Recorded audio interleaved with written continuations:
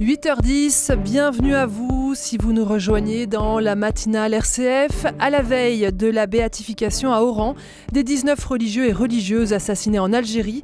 Notre grande invitée est théologienne et a particulièrement travaillé sur la spiritualité des moines de Tibérine. Marie-Dominique Minassian, bonjour.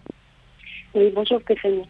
Je l'ai dit, vous êtes théologienne rattachée à l'université de Fribourg. Vous avez travaillé sur les écrits de Tibérine essentiellement et en particulier sur ceux de Frère Christophe auxquels vous avez consacré une thèse de doctorat en théologie spirituelle. Vous avez largement contribué à l'ouvrage Moines de Tibérine, ceux qui espèrent, qui est une autobiographie spirituelle des moines, coéditée par les éditions Le Cerf, Bayard et l'abbaye de Bellefontaine. Alors vous êtes avec nous par téléphone parce que vous vous apprêtez à vous envoler pour Oran. Cette béatification, c'est un moment important?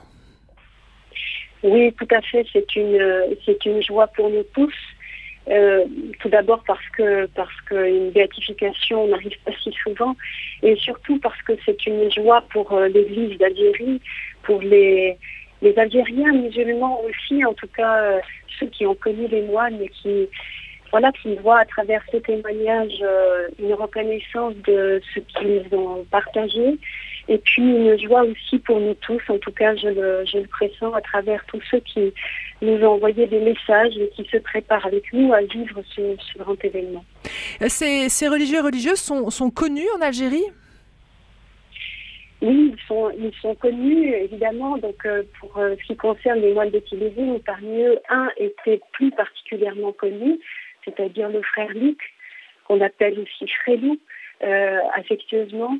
Donc frère Luc, c'est ce médecin que le film des hommes et des dieux a tellement bien restitué, et qui était un petit peu le visage bienveillant et du médecin qui accueillait tout un chacun qui se présentait.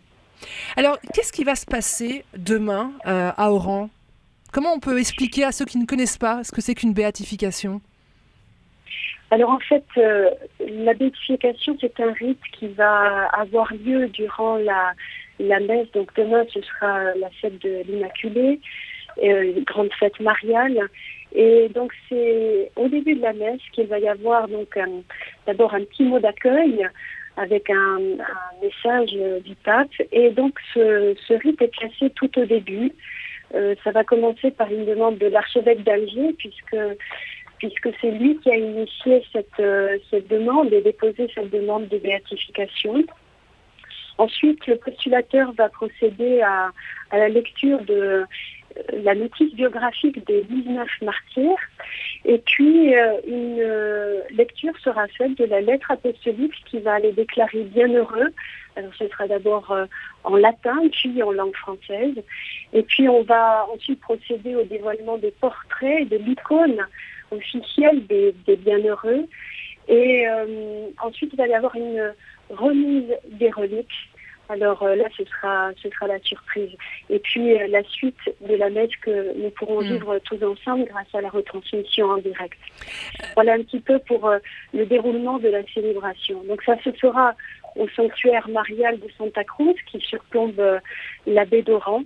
Et puis il y aura aussi une retransmission en direct à la cathédrale d'Oran. Et on pourra suivre ça aussi à 13h sur RCF. Marie-Dominique Minassian, vous nous avez parlé de ce que représentaient ces religieux et religieuses pour les Algériens, mais quel est le sens de cette célébration pour les familles et pour les proches des religieux?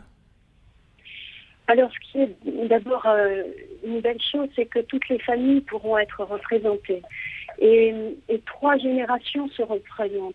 Des frères, des sœurs, des neveux, des nièces, et puis les enfants de ceux-ci aussi. Et on peut dire que ces derniers n'ont pour certains pas connu ces parents autrement que par des photos ou ce qu'ils en ont entendu ou lu. Et c'est donc un moment fort d'appropriation du message que leurs vies ont semé. Alors pour bien des familles des moines de Tibérine, la béatification va aussi permettre d'accomplir leur deuil pour certains. Même à l'intérieur d'une famille, on sait bien que ces choix de vie monastique déjà ne sont pas toujours compris. Alors vous imaginez bien une telle mort.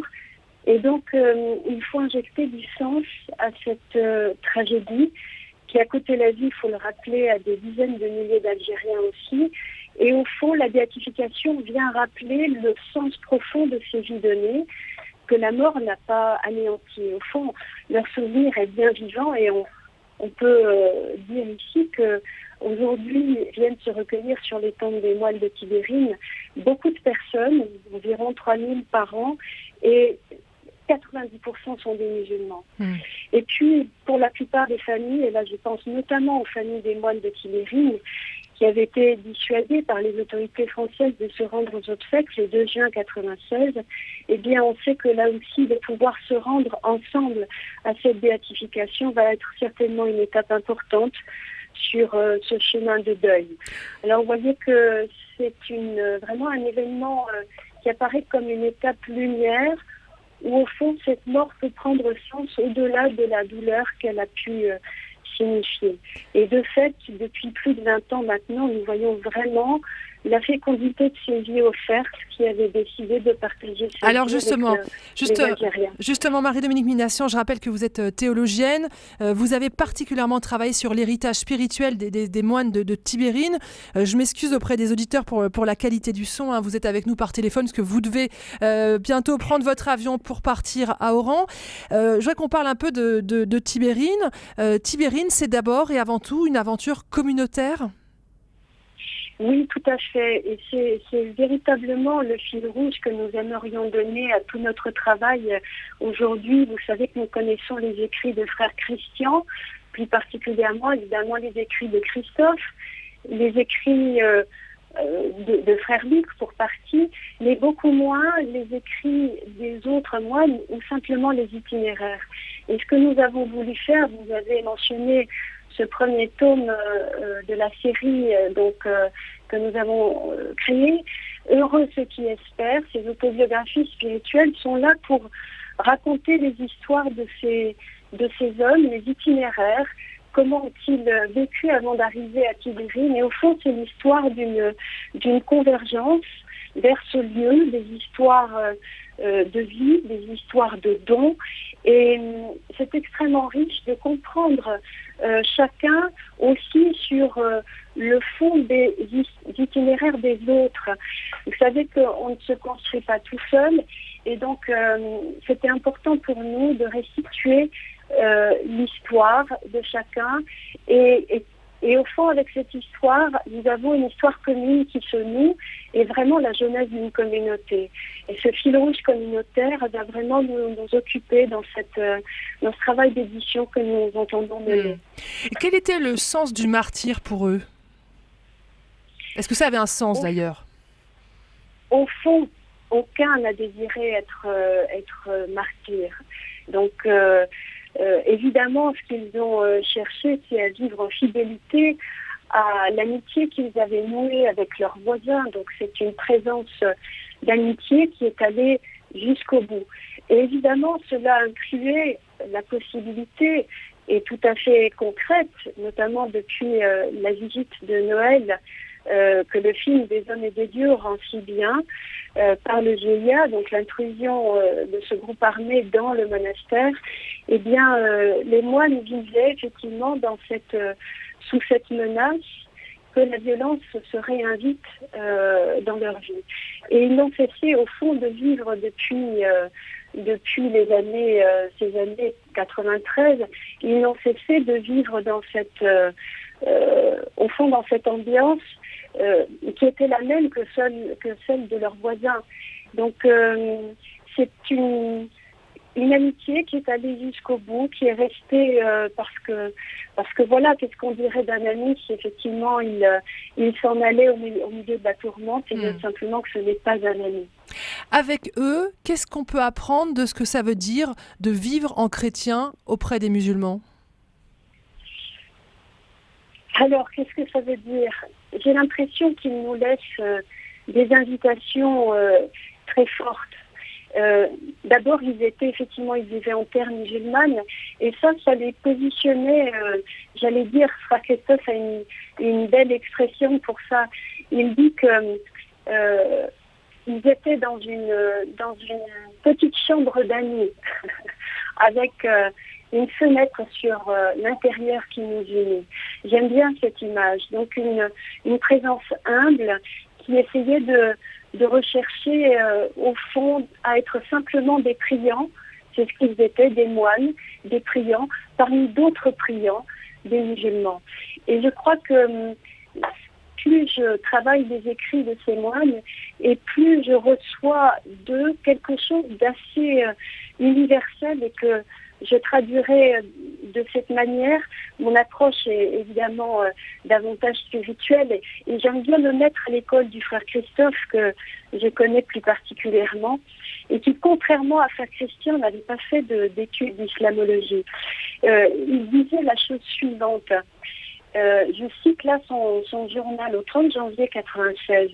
N'ayant pas les connaissances linguistiques et religieuses nécessaires pour entrer en dialogue avec l'islam, je me sens appelée plus simplement à l'écoute.